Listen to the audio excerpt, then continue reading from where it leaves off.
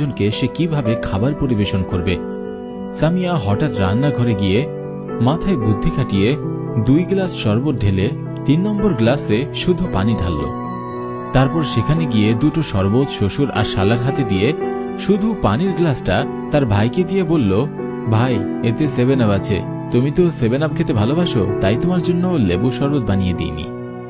সামিয়ার ভাই মুখে শরবতের গ্লাসটা দিতেই বুঝতে পারল এটা শুধুমাত্র পানি ছিল, কারণ তার দিদির 3 গ্লাস শরবত করার মতন অবস্থা ছিল না। এদিকে রোহিণীর ভাইয়ের শ্বশুর মশাই তাকে বলল, তুমি তোমার 7 আপের গ্লাসটা আমাকে দিয়ে দাও, আর আমার লেবু শরবতের গ্লাসটা তুমি নাও, কারণ আমার হাই প্রেশার আছে, এই লেবু শরবত হয়তো আমার জন্য কষ্টদায়ক হবে। রোহিণীর ভাই বলল, না না বাবা, এটা তো আমি এটো করে ফেলেছি, এটা তো আর আপনাকে দিতে পারবো না, আপনি অপেক্ষা করুন, আপনার জন্য আমি আরেক গ্লাস এনে দিচ্ছি।